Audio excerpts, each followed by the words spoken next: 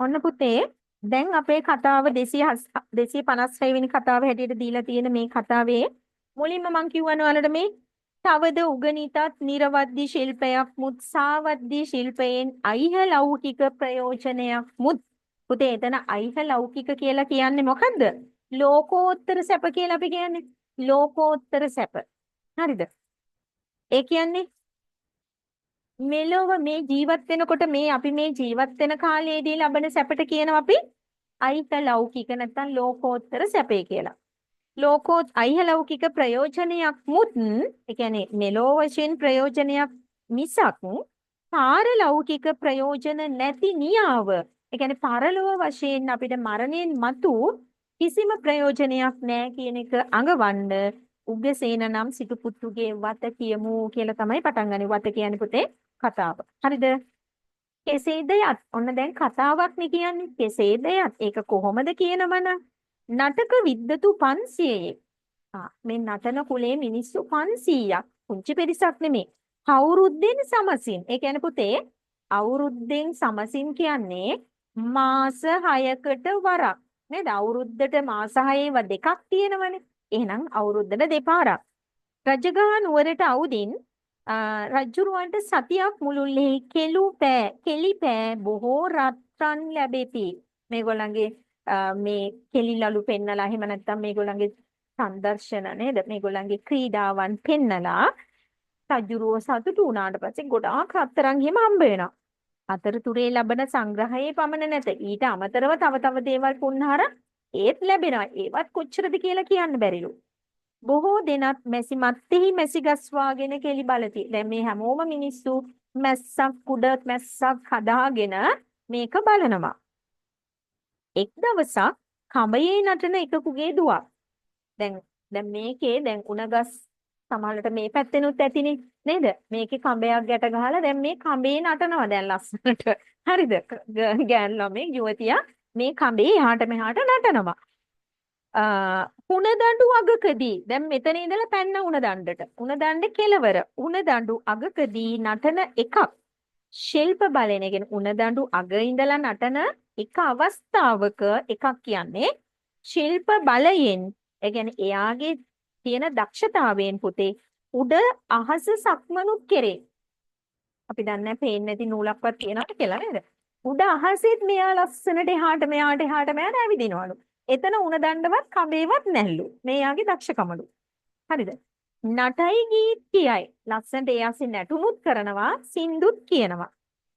ඊට පස්සේ ඒ දවස් උගසේන නම් සිටු ඔය කියන දවසේ උගසේන නම් සිටු පුත්‍රයා යාලනූ කෙනෙකුන් හා සමග යාලනූ කෙනෙකුන් කියන්නේ මිත්‍රයෙක්, යහළුවෙක් සමග මැස්සක් මැත්තේ සිට ආස සිට නටන විද්වත් දුවගේ භාව ලීලා.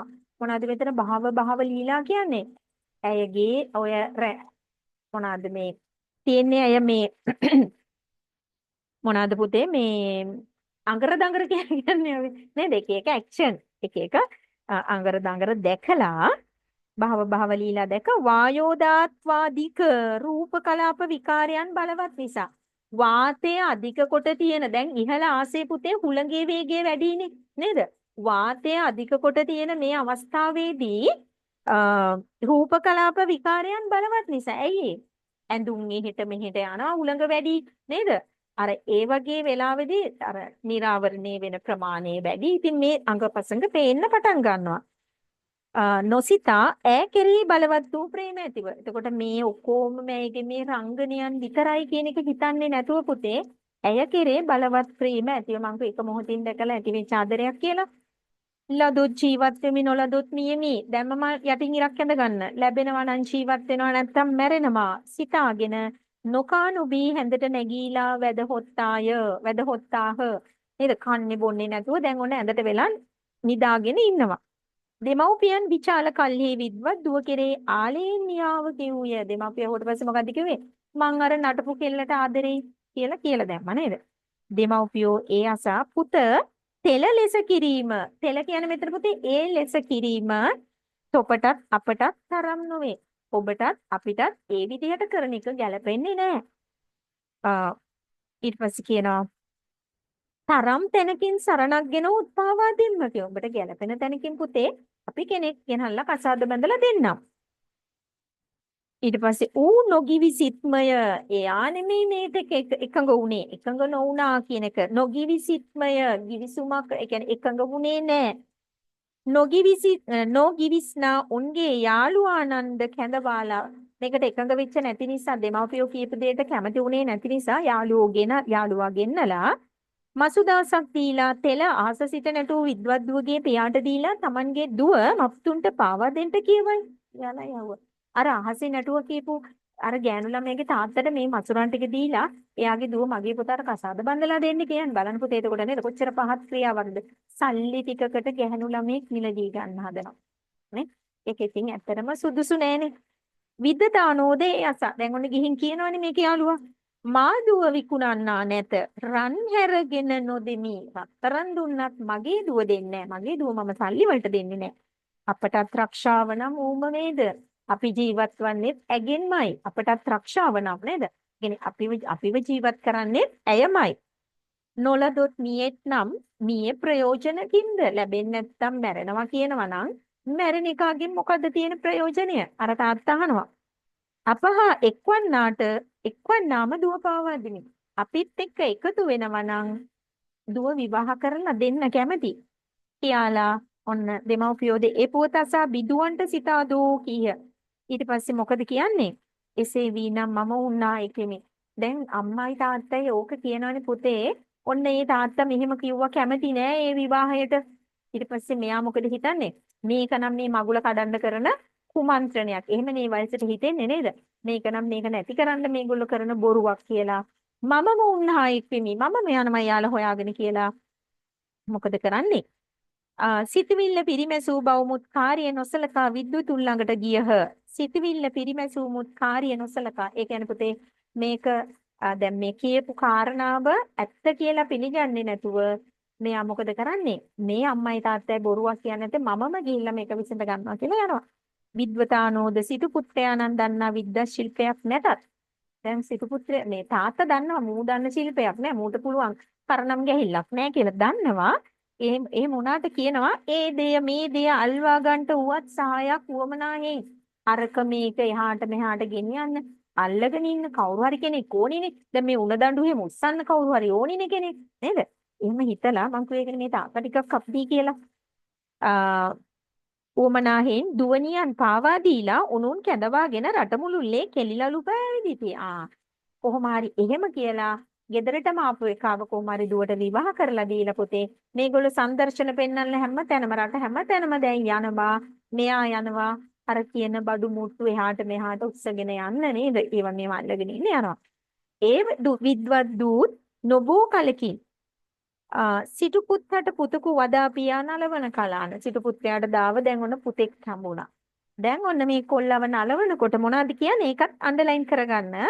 ගැල් රකින්න උණගේ පුත, බර උසුලන්න උගේ පුත, කුමකුත් නොදත්ත උගේ පුත කියා නලවයි. කියා නලවයි. එතනට එනකන් අන්ඩර්ලයින් කරගන්න.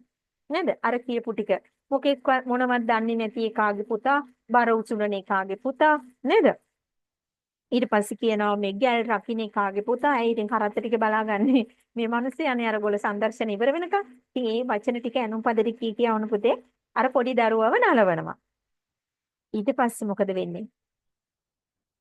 ඔව් කියා නලවයි. සිටු පුත්තුද ගැල් රඳවාලා හුන් තැනදී ගොනුන්ට තනගෙන උත් ලති. දැන් අර සිටු පුත්‍රයාත් කරන්නේ ඔය කියන දේනේ මේ හරක් ඒ කියන්නේ කරත්ත නවත්තනකොට මේගොල්ලෝ සංදර්ශන කරන භූමියට ගිහිල්ලා ඒ හරකුන්ට ඒ දවස් ටිකට කැම බීම ඕනිනේ. මොකද හැම් බේකන් චීස් කන හරක් නෙමෙයි ඉන්නේ.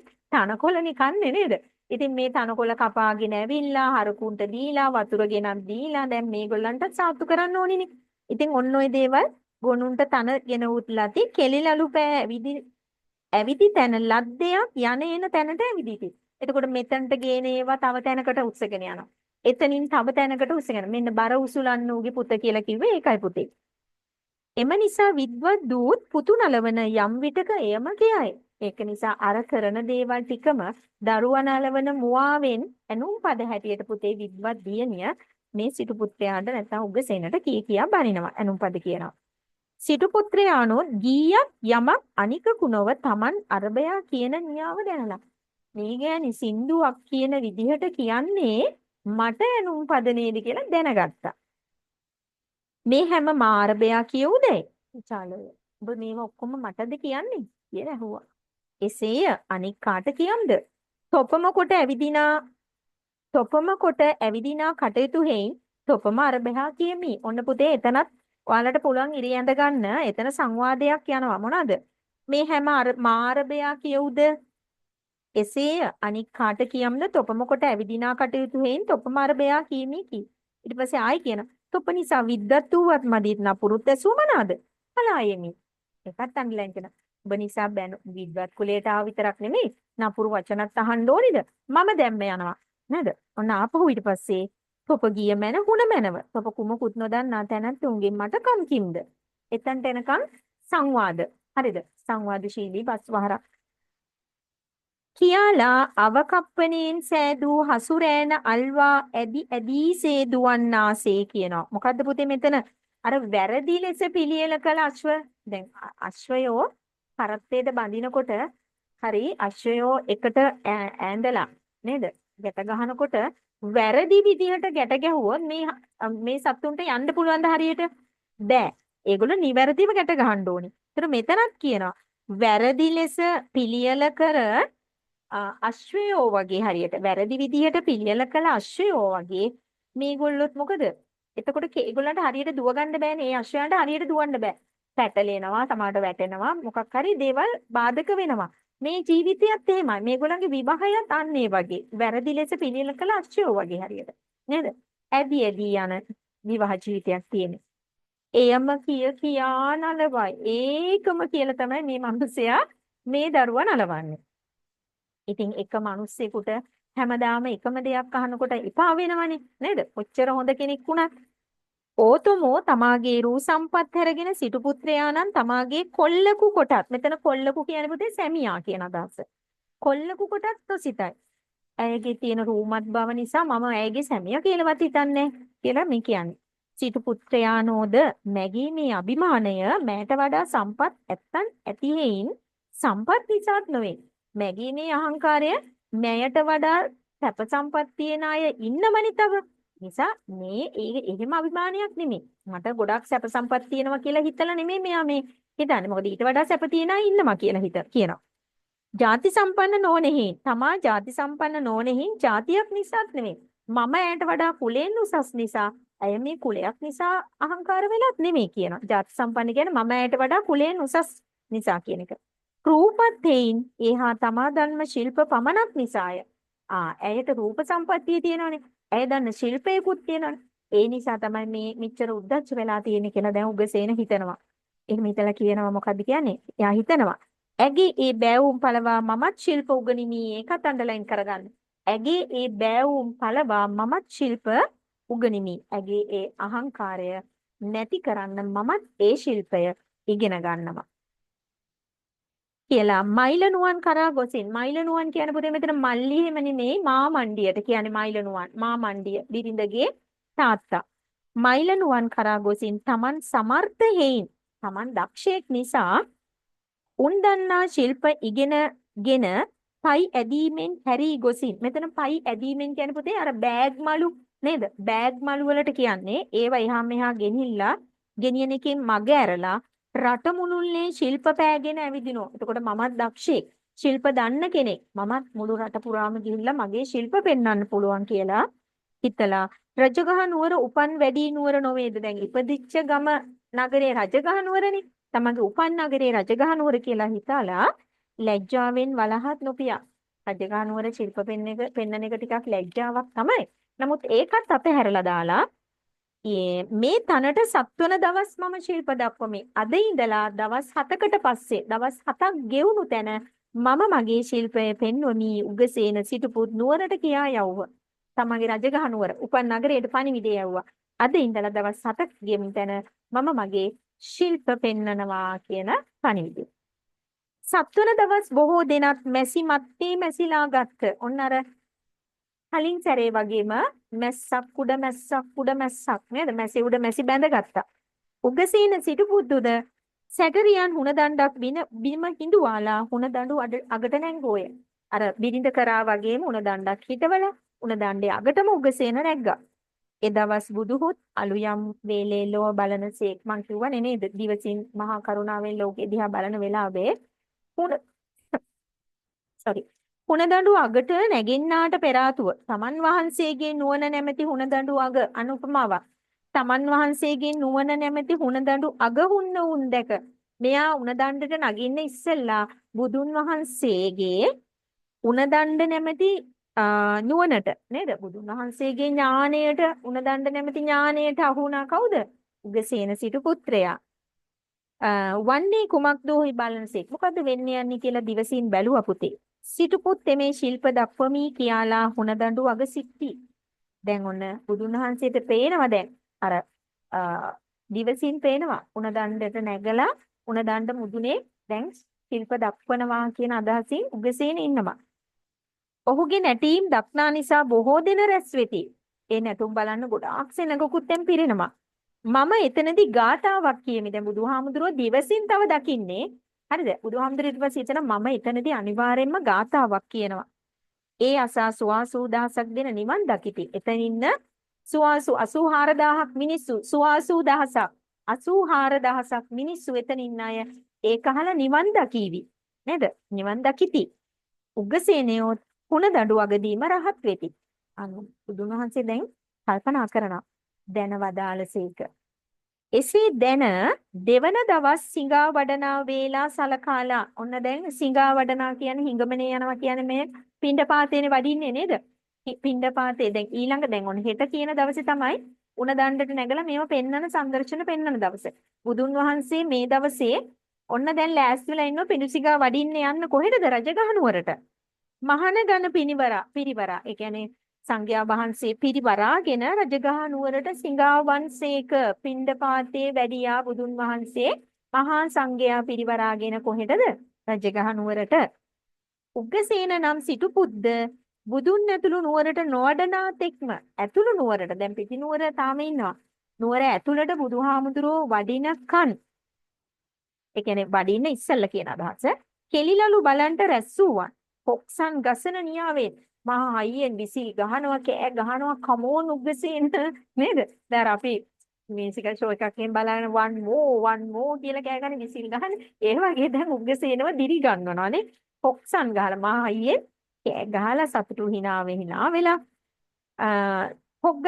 කොක්සන් ගසන නියාවෙන් ආකාරයෙන් ඇඟිලි පෑ හිඟි කොට ඒ කියන්නේ පුතේ ඇඟිලි පෑ හිඟි කොට කියන්නේ අර ඇඟිලි වලින් තද කරලා අල්ලගෙන කකුලේ ඇඟිලි වලින් අර ලණුව හරිද කඹය ඇඟිලි වලින් තද කර අල්ලගෙන උණදඬු අග සිටලා උණදණ්ඩ අග ඉඳලා කොහමරි එතන උණදණ්ඩ වෙන්නේ නැති ඇඟිලි වලින් තද කරලා මේක අල්ල ගන්නවා කකුලේ ඇඟිලි වලින් හරිද ඇඟිලි වලින් අල්ලගෙන සිස් අහසේ සත්විටක් පෙත්තක් මෙන් සිසෑරීලා වට 7යි මුලින් කැරකුනේ වට 7 හරියට පෙත්තක් වගේ වීගෙන් කැරකිලා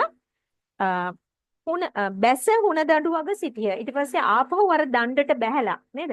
දණ්ඩෙන් ඇඟිලි වලින් විතරක් ඉඳලා කැරකිලා ආපහු සාමාන්‍ය විදියට අර දණ්ඩට බැහැලා දණ්ඩේ හිටගත්තා. ඒ වේලාට බුදුහුත් නුවර ඇතුළට වඩනාසේ. ඔන්න එතකොටම බුදුහාමුදුරුවෝ ඔන්න මේ ස්ථානයට වැඩියා.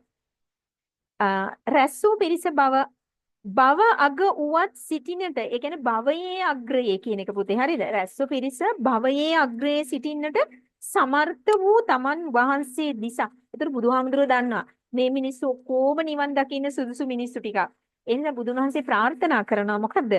තමන් දිසාව බලත් මේ මිනිස්සු ඔක්කොම මගේ දිහා බලන්න කියලා ප්‍රාර්ථනයක් ඇති කරගෙන බලත් මුත් හුණදඬු සැටරියනක් විතර මුත් වඩා උඩ සිටිනට බල නැති උගසේනයන් දිසා නොබලන ලෙසට උගසේන දිහා බලන්නේ නැතුව මගේ දිහා මිනිස්සු ඔක්කොම බලන්න ඕනි මොකද මේ මිනිස්සු ඔක්කොම මේ භවයේ කෙලවර කරන්න පුළුවන් තරම් පින් නැත්තෝ කියලා හිතලා ප්‍රාර්ථනාවක් කරලා අදිෂ්ඨාන කරගත්තා.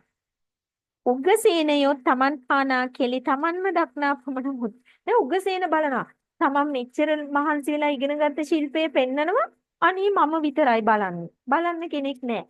ඔක්කොම දැන් කොහෙද බලන් ඉන්නේ? රැස්සුවන් නොබලන නියාව දෙන මුසුප්පුව ගොසින් කලකිරීමටපත් වෙලා මුසුප්පුව ගොසින් කලකිරිලා අවුරුද්දෙන් සමසකින් අරුමයක් සේනා අරුමයක් සීපානා කෙලි. දැන් අවුරුද්දට මාස 6කට අවුරුද්දෙන් මාස 6කට සැරයක්නේ මේ සංදර්ශන පෙන්වන්නේ. එතකොට මේ පෙන්න ආයි මාස 6ක් යනකම් මුකුත් පෙන්වන්න බෑ. මේ අවස්ථාවේ බුදුන් නවුත් මෙතනට සම්භව අමුතු ඔබම අමුතු පහළ වූ වාසේ බලන මොකද කරන්නේ? බුදුහාමුදුරුවොත් මෙතනට කඩාගෙන වැටිලා මේ හැමෝම අමුතු විදිහට බලනවා මේ පැත්ත නේද? එක පාරටම බුදුහාමුදුරුව පහළ වුණා වගේ මේ මොකද්ද මේ උනේ? මේ නුවරට මා ආදීන් පානා කෙලිලලු බලන්න ඕනේද? හැමෝම බුදුහාමුදුරුව දිහා බලනවා. මෙච්චර ඉගෙනගෙන මේක අමාරු ඉගෙනගෙන මම කරන මේ ක්‍රීඩාව දිහා අනේ කවුරුත් බලන්නේ නැහැ. දැන් හොඳටම කලකිරිලා. ඊට පස්සේ මොකද වෙන්නේ? බලන්න ඕනේ නැත. පැසුණු ගොයම් මුල්ලු වාසේ දුක්ගෙන. අන්න පුතේ අපි උපමාව අන්ඩර්ලයින් කරගෙන පැසුණු ගොයම් මුල්ලු වාසේ දුක්ගෙන අර ඵල ඒ කියන්නේ පැහිලා තියෙන හොඳට පැහිලා තියෙන කුඹුරක ගොයම් ටික නෙලා ගත්තේ නැති වුණාම එතනම වී ටික වැටිලා ආයි පැල මේ මුල් දාලා හැදෙනවා. හැබැයි ඒක ප්‍රයෝජනට ගන්න බෑ. අන්න ඒ වගේ වෙලා හිතලා දුක්ගෙන හිතේ දුක ඇති කරගෙන උගත් ශිල්පයේ සිස්වී අනේ මම ඉගෙන ගත්ත ශිල්පයේ අපති ගියා කියලා හිතනවා. බුදුන් උන්ගේ අදහස් දැන බුදුහාමුදුරන්ට අනුන්ගේ හිත කියවන්න පුළුවන් නේද? බුදුහාමුදුරුවෝ මේක දැනගෙන මොගලන් මහතෙරුන් වහන්සේ බණවාලා කියන පුතේ ආමන්ත්‍රණය කරලා මොගලන් මහතෙරුන්ට ආමන්ත්‍රණය කරලා කියනවා උග්ගසේන නම් සිටු පුත්‍රයාට ශිල්ප දක්වන්නට කියව. ගිහිල්ලා කියන්න උග්ගසේනට හරි. කියන්න උග්ගසේනට මම මේ ගිහින් ශිල්ප පෙන්වන්න කියලා බුදුහාමුදුරුවෝ කියනවා නේද? දැන් මොකද වෙන්නේ? මහා තෙරුන් වහන්සේ ගොසින් දැන් ඔන මුගලන් මහා තෙරුන් වහන්සේත් ගිහිල්ලා ඉංග පස්ස නටපුත්ත උග්ගසේන මහ බල කරොහි රංගං පරිසාය හාස යස්සු මහා ජනං ගාතාව පාඩම් කරගන්න වෙයි කියලා බය වෙන්න ගාතාව ඕනේ යන ගාතාව වදාරා බුදුන් වදාළ මෙහෙවර වදාළසේක. මොකද ගාතාව කියලා කියනවා අන්න උග්ගසේන ශිල්ප දක්වන්න බුදුහාමුදුරුවෝ කිව්වා කියලා. කෙලිලලුවේ යොදන්ට බුදුන් මහතෙරුන් වහන්සේට විධාන කළේ හැයිද යතොත් දැන් මේ ක්‍රීඩාව කරන්න කියලා මේ මුගලන් මහතෙරුන්ට ඇයිද කිව්වේ කියනවා නම් කියද යතහොත් මත්තේ ඕහට ප්‍රයෝජනය සලකාය ඉදිරියේදී උන්වහන්සේට වෙන ප්‍රයෝජනය ගැන හිතලා තමයි බුදුන් වහන්සේ මුගලන් මහරහතන් වහන්සේටම මේ පණිවිඩය කියන්න මේ ගාතාව කියන්න කියලා යව්වේ. උග්ගසේන යෝධ මහතෙරුන් වහන්සේගේ කතාව අසා බුදුහුත් මාගේ ශිල්ප දක්නා කැමැති නියාවැයි සතුටුව උණදඬු අග සිට උණදඬ අගටම නැග්ගා. බුදුහාමුදුරුවොත් මගේ ශිල්ප දකින්න කැමැතියි කියලා හිතලා ඉංගපස්ස මහා පඤ්ඤ මොග්ගල්ලාන මහිද්దిక කරෝමි රංගං පරිසාය හාසයාමි මහා ජන නේද? ගාතාවේ තේරුම දීලා නන්නේ. කියලා උණදඬු වගින් අහසට නැගිලා. දැන් ඒ ගාතාවට පිළිතුරු ගාතාවක් කිව්වේ කවුද? උග්ගසේන. එහෙම කියලා උණදඬ අගින් අහසට නැගිලා උණදඬෙන් නැග්ග අහසට. තුදුස් විටක් 14 වටයක්. තුදුස් කියන්නේ පුතේ 14 ලියා ගන්න. තුදුස් විටක් විචර. ඒ කියන්නේ වට 14ක් පමණ අහස සිසේරි. අහසේ කැරකිලා පියා බැස හොලා අහසේ කැරකිලා ඉවර වෙලා ආපහු උණ දණ්ඩ අගම හිටගත්වලු. ඉස්සෙල්ල තනියෙන් කැරකුණේ වට 7යි.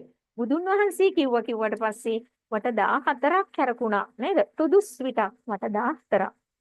බුදුහුත් බණ වදාරණසේ බුදුහාමුදුරුවෝ දැන් බණ කියන උගසේනයනි කෙලිලලුවේ ඇලුම් තබාලා ගිය දවසේ පැවති පස් කඳේ ආලයත් හරුව ඔය කෙලිලලු ඔය නාටක වලට තියෙන ආශාව අතහරින්න නේද? ඒ විතරක් නෙමෙයි. ගිය පස්කන්ධේ ආලයත් මෙතන පස්කන්ධ කියලා කියන්නේ පුතේ පංචස්කන්ධයට. පංචස්කන්ධය පිළිබඳ තියෙන කැමැත්තත් අතහරින්න. එම පස්කන්ධ එන දවස පවත්නා ඇලුමුත් හරුව දැන් පවත්නා ස්කන්ධයන් කෙරෙහි ආලයත් හරුව අතීතේ පංචස්කන්ධය ගැන තිබුණු ආලයත් අතහරින්න දැන් මේ තියෙන පංචස්කන්ධය පිළිබඳ තියෙන ආලය කියන්නේ කැමැත්ත. පංචස්කන්ධය නේද? අපි රහත් වෙනවා කියලා කියන්නේ මේ පංචස්කන්ධය පිළිබඳ තියෙන වැරදි දැකීමෙන් මිදෙනවා කියන එකනේ. නේ? සම්මා මොකද? සක්කාය දිට්ඨියෙන් මිදෙනවා කියන එකනේ රහත් වෙනවා කියලා කියන්නේ. සෝවාන් සකු르දාගාමි අනාගාමි කියන ඔය ටිකනේ. ඒක අතහරින්න කියනවා. දැන් අපිට වෙලා තියෙන්නේ මොකද? අනේ මේ ඇහැ මගේ, මේ කන මගේ, මේ කට මගේ, මේ ශරීරය මගේ කියලා මේකම මගේ කරගෙන ඉන්න නිසානේ අපි මේ ලෝකේ අතරමං වෙලා තියෙන්නේ. නේද ගගන? මේක මගේ නෙමෙයි කියලා දැකපු දවසට අපිටත් උගසේන මගේ රහත් වෙන්න කොහොම වෙතත් අඩු ගානේ සෝවාන් වෙන්න හරි පුළුවන් නේ. බලමු නේද? ඊට පස්සේ ඔන්න කියනවා කෙලිලලු එසේ කළා නම් කෙලිලලුවෙන් තබා ජාති ජරා මරණිනුත් මිදේ. එහෙම කරන කෙනාට මේ ක්‍රීඩා කරන එක පමණක් නෙමෙයි පුතේ. ජාති ජරා මරණ කියන දේනුත් මිදෙන්න පුළුවන්. ඒක නැවත ආත්මයක් නෑ. නැවත ඉපදීමක් නෑ. ඒකෙන් මිදෙන්න පුළුවන් කියලා තමයි බුදුන් වහන්සේ දේශනා කරන්නේ. එමෙලෙහි ඊට පස්සේ මොකද්ද වෙන්නේ? උගසේන සිටු පුත්‍රයානෝද කරගරහත් වන්නාසේ නොවන බවමුත් හුණ දඬු අගදීම පිලිසිඹියාපත් රහත්ව. කරගරහත් වන්නා කියලා කියන්නේ පුතේ දැලිපිහියෙන් මේ කොණ්ඩ රැවුල් බාලා මහාන කරවන්නේ. අන්න ඒක නැතුව පිලිසිඹියා කියලා කියන්නේ පුතේ මෙතන ප්‍රතිසම්බිධාන කියන එක. එතකොට විශ්ලේෂණය කොට දැනගැනීමේ නුවණ. යම් කිසි දෙයක් විශ්ලේෂණය කරලා දැනගන්න නුවණට කියනවා පිලිසිඹියාපත් කියලා. එතකොට කරගරහත් වන්නාසේ නොවන බවමුත්. ඒ කියන්නේ දැලිපී අරන් කොණ්ඩ රැවුල් බාලා ඒ විදිහට රහත් වෙන්නේ නැහැ. ඒ කියන්නේ මහාන වෙලා රහත් වෙන්නේ නැතුව කුණදඬු අගදීම මේ නුවණින් දැකලා මේකේ අවබෝධ කරගෙන මහාන කරන්ට ආරාධනා කළහ. රහත්ව උණදණ්ඩෙන් බැසපියා බුදුන් ළඟට ගොසින්. දැන් උණදණ්ඩ අගදීම රහත් වෙලා ඉවරයි දැන්. හරිද? බිමදි මේ දේවල් කරන්න ඕනි නෑ. රහත් වෙලා මහාන වෙලා නෑ. බුදුන් වහන්සේ ළඟට ගිහිල්ලා කියනවා මහාන කරන්න කියලා බුදුන් වහන්සේ මාව මහාන කරන්න කියලා ආරාධනා කරාලු. ඊට පස්සේ මොකද වෙන්නේ? බුදුහු දකුණත දික්කොටලා දකුණු අත දික් කරාම මං කිව්වේ එහි භික්ෂුභාවයට නේද? දික්කොටලා මහාන මෙසේ එවයි වදාළසේක. මහාන මෙහාට එන්න. මහාන කියලා ආමන්ත්‍රණය කරන්න. එතකොට ටක් ගාලා මොකද උනේ? ඒ වෙලෙහි තුන් සිවුරු ආදී වූ අටපිරිකර දරා ඒ කියන්නේ ඇඟේ ශරීරයේ ප්‍රතිමුක්ත වෙලා දරා සැටවස් ගිය මහතෙර කෙනෙකුන් වහන්සේ මේ අවුරුදු 60ක පෙනුමක් තියෙන මහතෙරුන් වහන්සේ කෙනෙක් වගේ ආකල්ප සම්පන්න වූසේක. දැන් ඉතින් අදහස් වලින් අවුරුදු 60ක මහා රහතන් වහන්සේ කෙනෙක්ගේ ආකාරය තමයි උගසේන තුල තියෙන්නේ. දැන් උගසේන කියන්න බෑ දැන් නේද? උගසේන මහා රහතන් වහන්සේ. වහන් දෑද ඇවැත්නි. වහන් දෑද කියන්නේ මෙතන බුදුරජාණන් වහන්සේ කියන ඇවැත්නි සැටරියන් හුණදණ්ඩෙන් බස්නා ගමනේ බයක් නොවීදැයි ਵਿਚාරා. නෑ මෙතන අහන්නේ මේ වහන් දෑ කියලා කියන්නේ පුතේ බුදුන් වහන්සේ නෙමෙයි. මේ අර අපේ කවුද මුගලන් මහරහතන් වහන්සේ අහන්නේ නේද? බයක් හිතුන්නේ නැද්ද මේ 60 රියනක් උස උණදණ්ඩකින් බහිනකොට උගසේනගෙන් අහනවා. බය නැද්ද? බය හිතුන්නේ නැද්ද? විචාරා අපිට බයක් නැතයි. එයා කියන අපිට බයක් නැහැ. හරියට නිකන් රහත් වෙච්ච කෙනෙක් කියනවා වගේ රහතන් වහන්සේලාටනේ බය කියන දේ නැත්තේ. අපිට බයක් නැතයි කී කල්හි බුදුන් කරා ගොසින් මෙයාලා යනවා බුදුහාමුදුරු හොයාගෙන. ස්වාමීනි උගසේන තෙරහු හුණදණ්ඩෙන් බස්නා ගමනේ Tamanට බයක් නැතයි කීති. උගසේන කියනවනේ බුදුහාමුදුරුවනේ උණදණ්ඩෙන් බහිනකොට පුංචිවත් බයක් උනේ නැහැ කියලා. එලෙස කියා Taman රහත් නියාවක් අඟවති. රහත් වෙච්ච බවක් වගේ තමයි පෙන්වන්නේ කියලා දැන් බුදුහාමුදුරගෙන් අහනවා. බුදුහොත් මහණෙනි මපුතුන් වෙන්න උන්ට බය කොයින්ද? බුද්ධ පුත්‍රයන්ට කොහෙන්ද බයක්? නේද? මපුතුන් කියන්නේ බුද්ධ පුත්‍රයන්ට. කොහෙන්ද බයක්? වදාරා බ්‍රාහ්මණ වගින් ගාතාවක් වදාළසේක. දේශනා කෙලවර බොහෝ දෙන නිවන් දුටහ. දැන් අර මේ ටික අහලා මෙතන හිටපු ගොඩාක් අය නිවන් දැක්කලු. මෙතන නම් ඉතින් හාමුදුරුවෝ තමයි නේද? ඒ නුවණැත්තවුන් විසින් නිෂ්ප්‍රයෝජන කෙලිලලු ආදීෙහි ඇලුම් හැර නිවනෙහිම ඇලුම් කොට තුන් දුසිරින් දුරව තුන් සිසිරි පුරා මතු මතුෙහි ලැබිය යුතු ලොවි ලෞතුරා ගුණ විශේෂයට පිහිට විය යුතු. මොකක්ද ඒ කියන්නේ? නුවණ තියන අය මේ වැඩකට නැති ක්‍රීඩා නේද කෙලි සෙල්ලම් වගේ දේවල්ට ඇලුම් කරන්නේ නැතුව නිවනට ආසා කරගෙන අර දුසිරිත් වලින් ඈත් වෙලා සුසිරිත් වලට ලං වුණොත් එයාට තමන්ගේ ජීවිතේ ජය ගන්න පුළුවන්.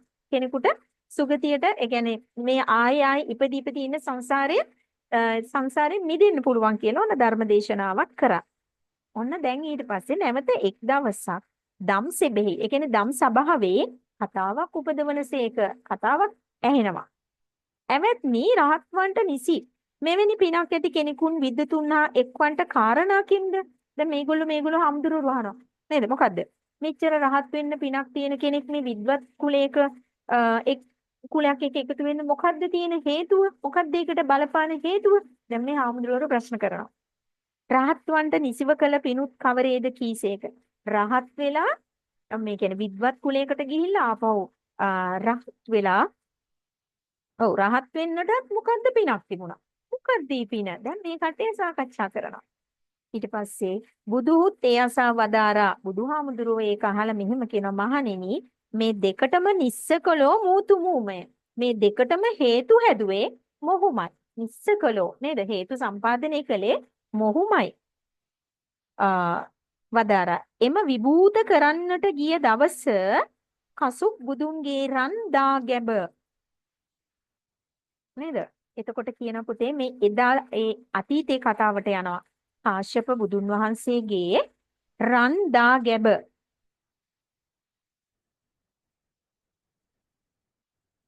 ඔව් කසුප් බුදුරදුන්ගේ රන් දාගබ කරන කල්හි අතීතයේදී කාශ්‍යප බුදුහාමුදුරුවන්ගේ රන් දාගැබ හරිද කරන කල්හි බරණැස් නුවර ඇත්තෝ සාල්බත් ගෙන්වාගෙන දාගබ මෙහෙවර කරන හාල් අරගෙන බත් අරගෙන උයාගෙන මං කිව්ව ගැල්වල දාගෙන මෙහෙ කරන්න කියන්නේ පුතේ වැඩ කරන්න නේද? ඒකට වැඩ කරන්න මෙහෙ කරන්න යම්හයි යන්නාහු කරම්හයි යන්නාහු අතර මගදී එක්තර කෙනෙකුන් සිඟා ගියවුන් එක් කුල දුවනි කෙනෙක් දැක හිඟා යනවා කියන පුතේ පින්ඩපාතේ යනවා කියන එක කුලනි දුවනි කෙනෙක් දැක සමනන් කියන්නේ ස්වාමියාට සැමියාට ලියාගන්න එක්තර කෙනෙකුන් වහන්සේ සිඟා වැඩිසේක ගෙන යන ගැල්වල බතුත් බොහෝ ඇත බත් පාත්‍රයක් පිළිගන්වා ගන්නට පාත්‍රය ගෙනම මැනව කිව්ය උයිත් නොමැලිව ඒ කියන්නේ ඔහුත් කම්මැලි නොවි අලස නොවි පාත්‍රය ගෙනාවා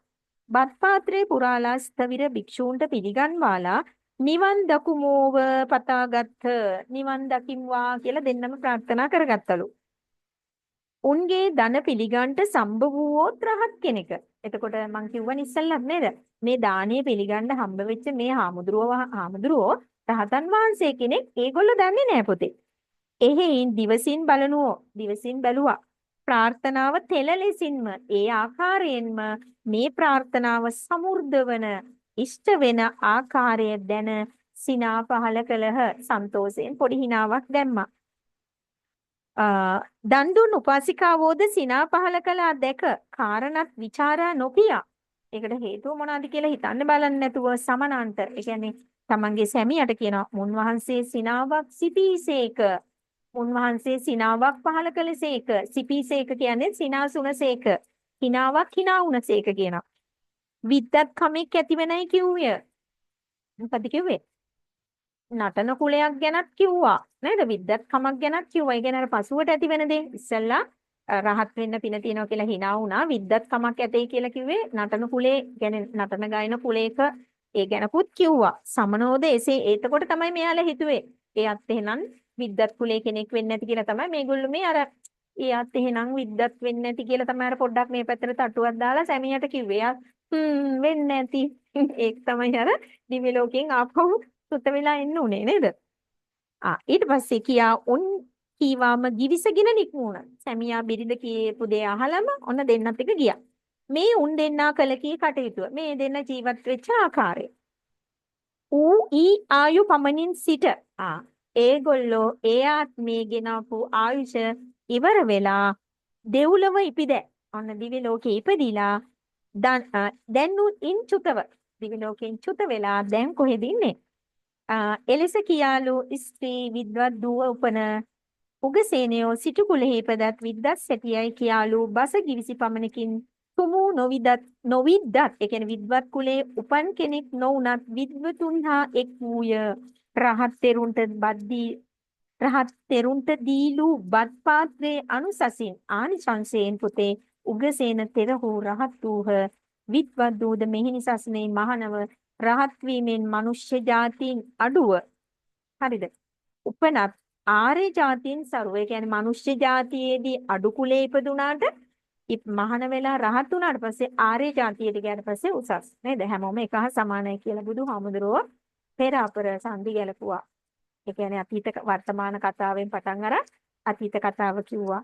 මේ සිත තබා අනුන්ට හෙලා පිරිහෙලා කීමෙන් දුරු විය යුතුය.